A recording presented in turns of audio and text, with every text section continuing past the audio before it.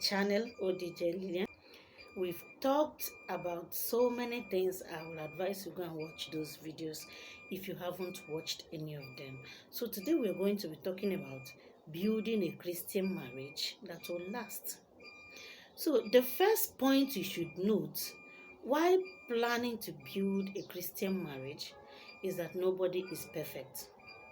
If you want a marriage that will last, you should be mindful of the fact that no one is perfect. So you shouldn't expect your partner to be an angel from heaven or turn into Jesus Christ that is faultless. Just be mindful of the fact that your partner is a human being who is not perfect. Just like you are a human being and you are not perfect. The second thing that you should know while building a Christian marriage is that in marriage, love is a decision. Love is not just a feeling. Love is God and God is love. But in marriage, love is both a feeling and a decision. So you have to make that decision every day to keep loving that person you love.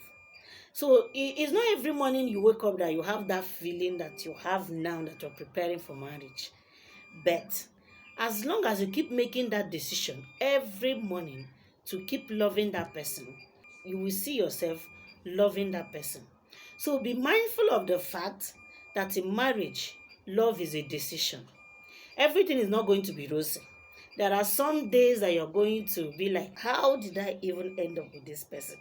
And there are some days that you'll be so grateful to God that you have that person by your side. So those days that are challenging, it is your decision to keep loving that person that will keep that love alive. Because certainly you are going to face challenges. The next thing you should do is that you should trust your partner. In marriage, lack of trust actually destroys a lot of things, but do not put your trust in your partner. Trust your partner as your wife, as your husband, as your partner, but put your trust in God. I want you to know that in marriage, there are a lot of things that goes on that is beyond our human comprehension. That man might still love you, that woman might still love you, but still they will end up hurting you anyway. I've seen a couple that was divorcing. The woman was so much in love. The man was still in love. But I don't just know. There is this kind of force that is keeping them away from each other. Each of them claims to have offered their best for that marriage. And the other person is feeling hot. The other one is feeling hot. So you don't have to put all your trust in your partner. Put your trust in God. Trust God enough to keep your home for you. So you don't have to trust your partner to be the one to keep that home. Don't even trust yourself. Put your trust in God to keep your home. Then trust your partner. If your partner tells you something, believe the person. I'm not saying you should believe every lie, but you are not marrying a liar anyway. So have a level of trust for your partner.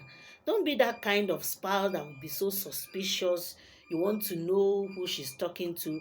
You want to know who he's smiling with. You want to know basically everything. That man and that woman had a life before they met you. So you should allow them to live their life. Trust them enough. If they saw all those men and women out there and decided to settle down with you, you should trust them enough to hold on to that union. Don't be so suspicious. Don't be too desperate to know what they are doing at every time and every minute. It is boring and it ends up killing the love in the marriage. So trust your partner, but put your trust in God. The next thing is that you shouldn't shift the responsibility of your happiness to your partner. I've seen a lot of women and a lot of men that when you ask them why they are doing what they are doing, they will tell you it's because of their wife. Their wife is this, their wife is that, their husband is this, their husband is that. Personally, I see it as lack of responsibility. It is high level of irresponsibility. Because you are responsible for yourself, you are responsible for what you feel, you are responsible for your happiness. So you shouldn't wait and expect your wife to be the one to make you happy. Or you are expecting your man to be the one to make you happy. Your happiness lies in your hands. I just want you to get it into your head Your happiness lies in your hands. Someone can offend you, but you decide how to react to it. Someone can abuse you and say something you don't like, but you decide how to react to it. Someone can actually say something that is supposed to make you angry, but it is your decision either to get angry or to be happy. It is entirely your decision. So your joy, your happiness lies with you. If you have watched our video on preparing yourself for marriage, you will see that you are a human being. You have to have a stable life. You are supposed to be peaceful and happy as a person before you enter into marriage. Without that personal peace and happiness, you won't be able to be happy in marriage. There is no magic that will make you happy in marriage. There is no angel somewhere that is a source of joy that will come and make your life happy. I'm not saying that your partner is not supposed to contribute to your happiness, but I don't want you to shift the responsibility of your happiness to your partner. It is your responsibility to make yourself happy. You decide how to react to situations. You decide what to say, what to do, and how to react to whatever someone does to you. It is entirely your decision. So don't put it on your partner. The next thing you should be mindful of is that no one else will build your home for you. You will build your home. Don't say that it's the duty of the woman to make me happy and build this house. It's the duty of the man to build this house. It is entirely your duty. Whether your marriage will work or whether your marriage will fail is your responsibility.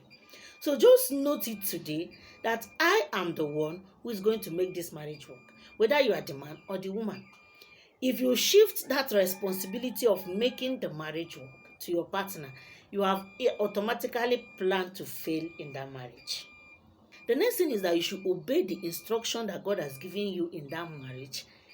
Do your duty and ignore your emotion. God has commanded the man to love the woman and to provide, and God has commanded the woman to submit. So just do your own part and leave the rest for God. Don't stop loving because you are angry. Don't stop submitting because you are angry.